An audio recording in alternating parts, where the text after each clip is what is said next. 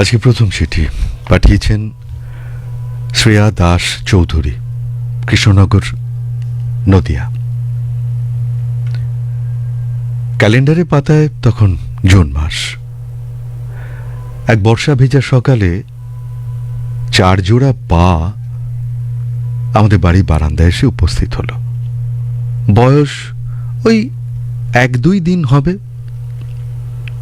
তাদের বরণ করে ঘরে তুললাম আর নাম রাখলাম নুচি আর সুজি।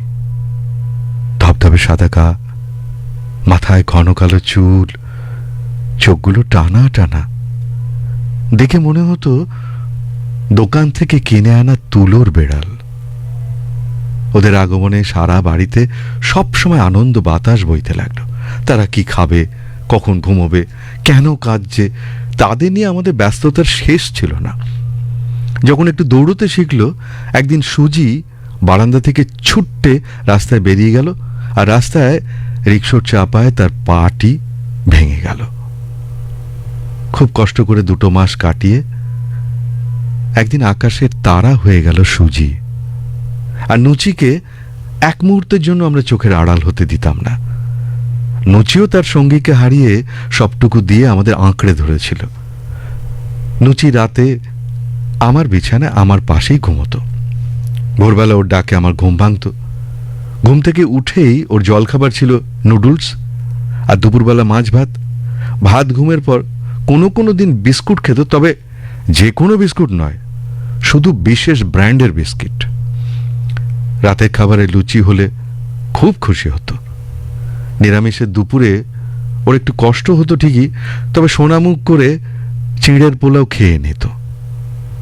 নচির সমস্ত আবদার দুষ্টুমিকে আমি ভীষণ প্রশ্রয় দিতাম। বাড়ির কেউ ওকে শাসন করলে ও আমার কাছে এসে এক নাগারে ম্যাও ম্যাও চিৎকারে নালিশ করত। আমার ভাই যখন অনেক রাত পর্যন্ত পড়াশুনো করত, নুচি অভিভাবকের মতো ভাইয়ের পাশে বসে থাকত। নুচি কখনো কিছু অনিষ্ট করেনি, কাউকে সেভাবে জ্বালাতনও করত না। ও ছিল ভীষণ অভিমানী। আমি কখনো বকলে ওর রাগ ভাঙাতে আমার একটা দিন কেটে যেত। ওর সঙ্গে গল্প করতে ভীষণ ভালো লাগতো। সমস্ত কথার উত্তর দিত নুচি। মনের মধ্যে চেপে রাখা কত দুঃখ, কত আনন্দ, কাউকে বলতে না পারা কত কথা আমি নুচিকেই বলেছি। মন দিয়ে সব শুনে কখনো কখনো আমার গায়ে মাথা ঘষে সান্ত্বনা দিত, আবার কখনো কখনো ম্যাও বলে একটা লম্বা সুর টেনে আমার দুঃখ বিলাসিতাকে শাসন করত। সত্যি বলতে আমার জীবনকে অনেকটা বদলে দিয়েছে এই নচি। গত বছর 10ই জুলাই মধ্যরাতে নুচি আমার কোলে শুয়ে আমার হাতে মাথা রেখেই তারাদের দেশে পাড়ি দিল। বাঁধনহীন যে বাঁধন, সে কথা লিখতে বসে আমার দু চোখে ঝরে পড়ছে শ্রাবণের ধারা। ঝাপসা হয়ে আসছে মোবাইল স্ক্রিনের প্রাত্যহিকীকে লেখা মেলের পাতা। শ্রেয়া দাস চৌধুরী, কৃষ্ণনগর, নদিয়া থেকে পাঠিয়েছিলেন। চন্দনা মুখোপাধ্যায়, আপনার ঠিকানাও কৃষ্ণনগর, নদিয়া। একটা সেমিনারে আলাপ সুলগ্নার সঙ্গে। সমবয়সী হওয়ায় বন্ধুত্ব গাঢ় হতে সময় লাগেনি। আমার সূত্রেই রঞ্জনদার সঙ্গে পরিচয় এবং বিয়ে। প্রথম বিবাহবার্ষিক সন্ধ্যায় একটা বেপরোয়া ট্রাক মুছে দিয়েছিল সুলগ্নার সিঁথির সিঁদুর। সুলগ্নার নামে পড়ল কলঙ্ক। বেশ কয়েক বছর পর অলস সময়ে সেদিন ফোন করতেই উচ্ছ্বসিত সুলগ্না বলল, একটু ব্যস্ত আছি রে, একটা সংসার পেতেছি, খুব খুশি হব, একদিন আয় না। হ্যাঁ, ওর দেওয়া ঠিকানায় ঠিকঠাক পৌঁছে দেখি ওর নতুন জীবন। হ্যাঁ, ওটাই ওই বাড়িটার নাম, নতুন জীবন। যে বাড়ির বাসিন্দা 21 জন অসহায় বৃদ্ধা মা। আমার বিস্ময় নিরসন করে বলল, সব সম্পর্ক ছিন্ন হওয়ার পর পথে পথে ঘুরছিলাম একটা কাজের জন্য, তাই হয়তো পথ বেঁধে দিল এই বন্ধনহীন গ্রন্থি। সুলগ্না বলে চলে, রঞ্জনের মৃত্যুর পর ওদের বাড়ি থেকে জুটল অলক্ষী অপয়া গোছের একগুচ্ছ বিশেষণ। ওগুলো সম্বল করেই সেদিন বেরিয়ে পড়লাম। কিন্তু যাবোটা কোথায়? ভাইদের গলগ্রহ হয়ে আর কতদিন? কিছু তো একটা করতে হবে। এরই মধ্যে রঞ্জনের আপিসের কাজটাও পেয়ে গেলাম। এক দগ্ধ দিনে ফিরছিলাম, মাঝে টোটো থামিয়ে 3 জন উঠল, সম্ভবত 3টি প্রজন্ম, দিদা, মা এবং ছেলে। মাঝবয়সী মহিলা খালি বোতল নাড়িয়ে একটু জল না পেয়ে বলতে লাগলো, ওর খুব জল পিপাসা পেয়েছে, গলা শুকিয়ে কাঠ। সঙ্গে সঙ্গে নিজের বোতল এগিয়ে দিতে ওরা 3 জন জল খেয়ে তৃষ্ণা মেটালো। জানিস, সেদিন বাড়ি ফিরে কি যেন একটা ভালো লাগা বোধ আচ্ছন্ন করে রেখেছিল আমাকে। অনেক দিন পর মনের জানালায় একটা শীতল বাতাসের স্পর্শ দোলা দিয়ে গেল, আর সেই সঙ্গে এই ভাবনাটাও। নিজের কিছু জমানো টাকার গয়নাগাটি নিয়ে শুরু করেছিলাম।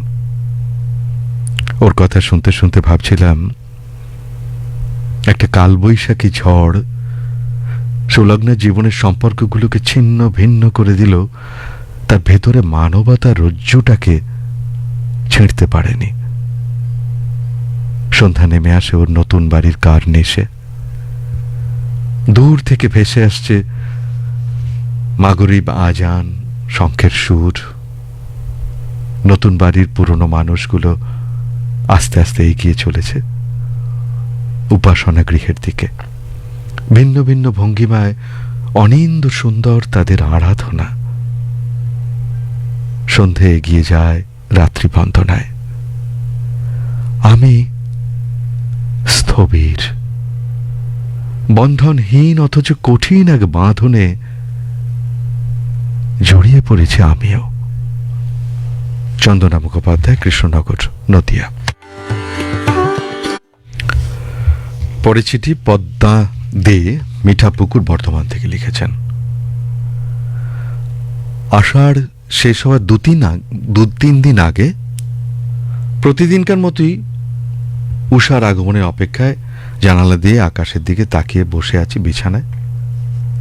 উষা দিদির আসতে দেরি হচ্ছে মনে হচ্ছে, নাকি মেঘ আছে বলে সেজন্যই দেরি হচ্ছে। পরপর 2-3 দিন লক্ষ্য করার পর ভাবলাম, আষাঢ় শেষ হয়ে আসছে, তাই বোধহয় উষা দিদি এবার একটু একটু করে দেরিতেই আসবে। মন কেমন একটা আলগা বিষণ্ণতায় ভরে গেল। 2 দিন ছুটি থাকার পর যখন অফিস বেরোনোর জন্য রাস্তায় বেরোই, তখন মনটা কেমন অচেনা আনন্দে ভরে ওঠে। 2 দিন বন্ধু পথের সঙ্গে আমার আলাপ থেমেছিল, আবার 5টা দিন যাতায়াতকালে আলাপে মেতে থাকব। এই আনন্দে মন পুলকিত হয়। এই বিনি সুতোর বাঁধন ঠিক ব্যাখ্যা করা যাবে না। 5 বছর আগে আমার ছোট বোনের বিয়ে হয়ে যাওয়ার পর খেয়াল করলাম, ভোরবেলা বাগানের দিকে দরজায় ম্যাও ম্যাও করে বেড়ালের ডাক, ছাদে পাখিদের কলতান, সদর দরজায় 4 পেয়ের আঁচড়ের শব্দ। এদের এভাবে উপস্থিতি জানান দেওয়া আমাকে ভাবালো। এতে খেতে দেওয়ার মানুষটা তো বিয়ে হয়ে গেছে, চলে গেছে। এবার থেকে তো আমাকেই দায়িত্ব নিতে হবে। আর সেই থেকে প্রতিদিন যার যার নির্দিষ্ট সময়ে ভালোবেসে খেতে দেওয়ার দায়িত্বটা পালন করছি। সত্যি বলছি, এত ভালো লাগা কোনো কিছুতে পাই না। বৃষ্টি হলে এই অবলা জীবকুল যেদিন আসে না, সেদিন খুব মন খারাপ হয়ে যায়। ভোরবেলা যখন ছাদে যাই, তখন আমাদের ছাদের টবের এলোমেলো বেড়ে ওঠা গাছগুলো আর পাশের বাড়ির শিউলি আর করবীর সঙ্গে প্রথম আলাপটা সারি। এই অদৃশ্য বাঁধনও বলে বোঝাবার নয়। নিত্যদিনের অফিস পথে ফল বিক্রেতা মাসিও কবেকার কোন জন্মের আত্মীয় হয়ে গেছেন। যে দাদার থেকে ডাব কিনি তিনিও কবে থেকে কেমন করে যেন আপনজন হয়ে গেছেন। এরা যেদিন থাকেন না সেদিন আমি অন্য কারো থেকে কিনিও না, কেন জানি না। পদ্মাতে, মিঠাপুকুর, বর্ধমান।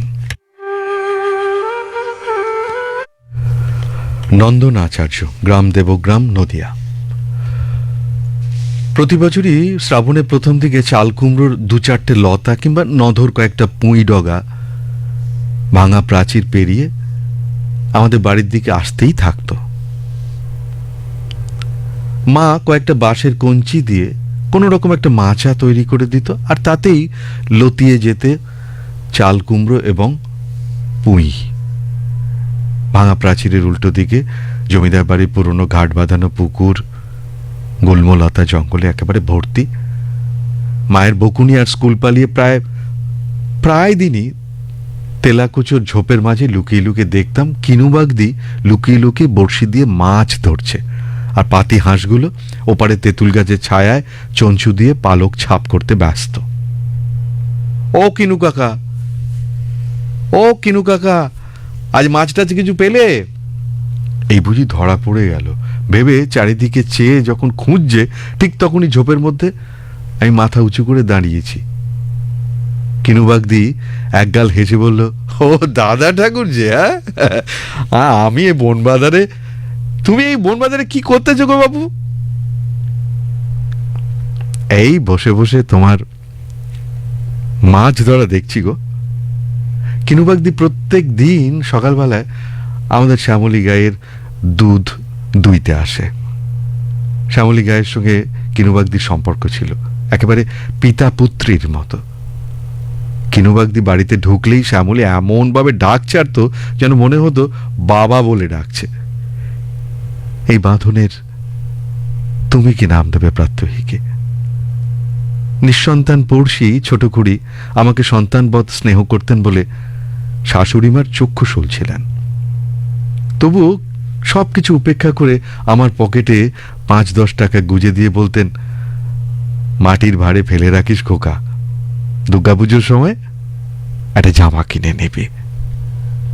শরতের কাশফুল ফোটার আগেই একদিন রাতে সকলকে ফাঁকি দিয়ে চলে গেলেন খুড়িমা।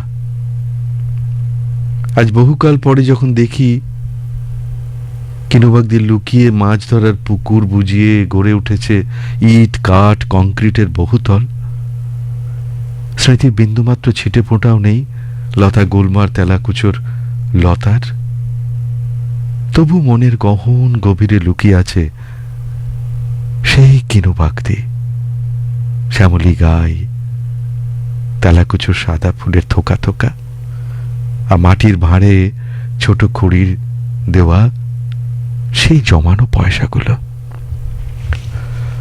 নন্দন আচার্য, গ্রাম দেবগ্রাম, নদিয়া। রাজলক্ষ্মী পাল, কৃষ্ণনগর, নদিয়া। তোমার এ পক্ষের বিষয় বাঁধনবিহীন যে বাঁধন, এই যেন ঠিক কাঁঠালের আমসত্ত্ব। সত্যি হয় নাকি? খুঁজছিলাম মনের ভেতরে তেমন কোনো বাঁধনে আবদ্ধ হয়েছে কিনা। দেখলাম এক নয়, একাধিক বাঁধনবিহীন বাঁধনে আবদ্ধ আমরা। কোনটাকে যে বেশি প্রাধান্য দেব তাই বুঝে উঠতে পারছি না। তেমনি একটা বাঁধনের কথা বলি।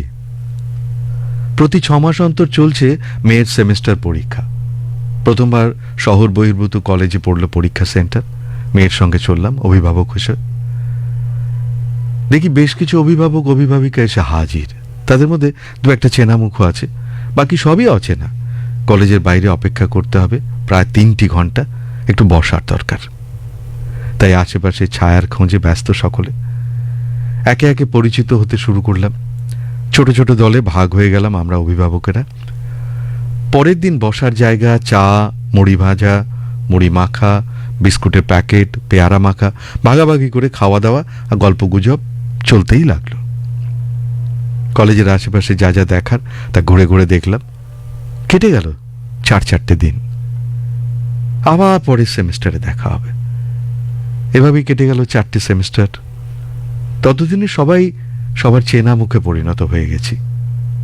যেখানে পরীক্ষার সেন্টার পড়ছে সেখানে আমরা অভিভাবকেরা আশেপাশে যা যা দর্শনীয় আছে দেখে নিচ্ছি আর সুখ দুঃখের গল্প করে চলেছি।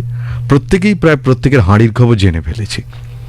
আমাদের মধ্যে বহু মিল, রংচটা চেহারা, রং করা চুল, অবিন্যস্ত সাজ পোশাক, মলিন নখ, মুখে একরাশ উদ্বেগ, চোখে হাজারো ক্লান্তি। আসলে এখানে সবার পরিচয় কেউ পিতা, কেউ মাতা না। ইচ্ছে করেই কারোর ফোন নাম্বার নিইনি আমি। হয়তোবা কখনো কারোর সঙ্গে রাস্তাঘাটে দেখা হয়ে যাবে, হয়তোবা আর দেখাই হবে না এই জীবনে। তবু ওই মুখগুলো স্মৃতিতে রয়ে যাবে চিরকাল, কারণ ওদের সঙ্গে বাঁধনবিহীন এক বাঁধনে জড়িয়ে পড়েছিলাম জীবনে কয়েকটা দিনের জন্য। রাজলক্ষ্মী পাল, কৃষ্ণনগর, নদিয়া। তনুশ্রী মিশ্র। তনুশ্রী মিশ্র লিখেছেন দেউলি, সবং, পশ্চিম মেদিনীপুর থেকে। মায়ের নাড়ির টান যেমন আলগা হওয়ার নয়, তেমনি শৈশব কৈশোরের বিদ্যালয়ের বাঁধনেও ফসকা গেরো পড়ে না। যেমন তখন বয়স সবেমাত্র 10, সালটা 1999। বাবা রেখে এলেন 50 কিলোমিটার দূরের উজান হরিপদ হাই স্কুলের হস্টেলে। প্রথম দিকে বিদ্যালয়ের হস্টেলকে মনে হতো একটা জীবন্ত দানবী। চোখের জলে ভিজত বইয়ের পাতা। ভালো করে খেতে পারতাম না, ঘুমোতেও পারতাম না। বারবার মনে পড়তো বাড়ির কাছের বন্ধুদের, ভাই বোনেদের কথা। বেশিরভাগ সময় নোনা জলের ধারায় জামা ভিজে থাকতো। আগে তো মা প্রায়ই আদর করে বলতেন আমার চোখের মণি। কেন মা সেই মণিকে চোখের বাইরে করেছিলেন? 15 দিন পর পর বাবা আসতেন দেখা করতে, মাও আসতেন কখনো কখনো। তবে তিনি দূরের একটা গাছের তলায় দাঁড়িয়ে থাকতেন। মা বলতেন আমি কাছে গেলে ওর আরো কষ্ট হবে, তাই দূর থেকেই দেখব। কিন্তু ক্রমশ থাকতে থাকতে বিদ্যালয়ের প্রতি ভালোবাসা গাঢ় থেকে গাঢ়তর হলো। 6 বছর থাকার পর মাধ্যমিক পরীক্ষার শেষে ট্রাঙ্ক নিয়ে বাবার সঙ্গে যখন অশ্রু সজল চোখে হস্টেল থেকে বেরিয়ে যাচ্ছি, তখন হঠাৎই দেবদূতের মতো সামনে এসে দাঁড়ালেন বিদ্যালয়ের শিক্ষক শ্রদ্ধেয় অনিল সুর। বাবা নিজের আর্থিক অক্ষমতার কথা জানাতেই অনিলবাবু হস্টেলের মাসিক মাইনে অর্ধেক করে দিলেন। আর আমার পিঠ চাপড়ে বলেছিলেন, চোখের জল মোচ মোচ মোচ, তুই আমাদের কাছে আরো 2 বছর থাকবি। উনি আমাদের রামকৃষ্ণ বিবেকানন্দের গুরু শিষ্যের গল্প শোনাতেন। বলতেন শিক্ষক ও শিক্ষার্থীর মধ্যে ভালোবাসা যত গাঢ় হবে, শিক্ষা গ্রহণও তত সহজ হবে। দ্বাদশ শ্রেণীতে যখন উঠলাম তখন অনিলবাবু অবসর নিলেন। খুবই কষ্ট পেয়েছিলাম। ওই শিক্ষাগুরুর সঙ্গে এক অদৃশ্য বাঁধনে জড়িয়ে পড়েছি, সেটা উপলব্ধি করতে পারছিলাম। কাজের সূত্রে দূরে বাস করলেও মাঝে মধ্যে যখনই বিদ্যালয়ের পাশ দিয়ে যাই তখন স্মৃতি বিধুর হয়ে পড়ি। বিদ্যালয়ের স্মৃতিচারণা অবকাশে আজও প্রাণিত করে, আর সুযোগ পেলেই শ্রদ্ধেয় অনিল স্যারের সঙ্গে দেখা করে আসতে ভুলি না। তনুশ্রী মিশ্র, দেউলি, সবং, পশ্চিম মেদিনীপুর। সম্ভবত আজকের শেষ চিঠি। চৈতালি মণ্ডল, গ্রাম পোস্ট, দয়াপুর, দক্ষিণ 24 পরগনা। দ্বীপ অঞ্চলে বসবাস, সুতরাং কার্যকারণে নদী পাড়াপাড়ে আবশ্যকতা। খেয়ার সঙ্গেও তাই আত্মীয়তা। নদী মায়ের সঙ্গে অবিচ্ছেদ্য বন্ধনে বাঁধা আমাদের জীবন। কাছাকাছি একমাত্র উচ্চ বিদ্যালয়, শিক্ষার্থী শিক্ষকের যাতায়াতের অবলম্বন এবং এই খেয়া পাড়াপাড়। অনেককাল আগের ঝাপসা অথচ মধুর স্মৃতি। পাটনি খেয়া দাদুর প্রাত্যহিক কর্তব্য সাধন। বিদ্যালয়ের মধ্যাহ্ন বিরতিতে আমাদের ও নিয়মিত খেয়াঘাটে পদার্পণ। নির্বিলি একটা দুপুর, পটে আঁকা শান্ত নদী, দাদুর স্নেহ, চুম্বকের টান, সমস্ত মিলিয়ে একটা অদ্ভুত ভালো লাগা। আমাদের পণ্ডিত স্যারের দেওয়া ঈশ্বরী পাটনি নামটিই যেন দাদুর জন্য মানানসই। আসল নামের দরকারই হতো না। ঈশ্বরী দাদুর বিশেষ স্নেহধন্য আমাদের 4 জনকে তার অভিলাষে কথা বলতে হতো সাধু ভাষায়। বলতেন, বিলুপ্ত প্রায় সাধু ভাষা প্রচার প্রসার ও মর্যাদা দানে উদ্বুদ্ধ করাই আমার লক্ষ্য। এখানে বলে রাখি, পাটনি দাদু সুশিক্ষিত নন, বরং স্বশিক্ষিত। তার শিক্ষার গূঢ় রহস্য জানতে চাইলে বলেন, পণ্ডিত মহাশয়ের যৎকিঞ্চিত বদান্যতা অনুগ্রহে সামান্য জ্ঞান আহরণের চেষ্টা। আমি বললাম, অধ্যাবসায় তোমারও দাদু? বিরতির ওই সময়টুকুতে দাদু বলতেন সুন্দরবন ও তার নদী খাঁড়ির কথা, আর তার পূর্বপুরুষদের বাদাবন কেটে বসতি স্থাপনের গৌরবময় ইতিহাস। শিহরণ জাগানো এক একটি কিস্সা যেন। উপরি পাওনা লজেন জুস, ছোলা ভাজা, তাতেই ক্ষুধা তৃষ্ণা বালাই উধাও। সামান্য রুজির পাটনি দাদু মানবিক গুণেরও অধিকারী ছিলেন। একদিন শান্তিকে বললেন, তোমার জন্য একটি পুরাতন ইতিহাস বই অর্ধমূল্যে ক্রয় করিয়াছি, লইয়া যাইবে। বেচারির ইতিহাস বইটার অর্ধেক পৃষ্ঠায় ছেঁড়া ছিল। কখনো খেয়া পারাপারের অষ্টআনা পারানি দিতে অপারক কাউকে বিনা মাসুলে পার করতেন, আর বলতেন, দাঁতটা বেয়ে দিস বাপু। ঈশ্বরী দাদুর একটাই আক্ষেপ ছিল, সন্তানরা গোমূর্খই রহিয়া গেল। হতভাগ্য আমি। খেয়া দাদুর সান্নিধ্য বেশি দিন পাইনি আমরা। তার স্নেহ ছায়ায় কাটানো অমূল্য মুহূর্তগুলো অতীত হয়েছে বহুকাল।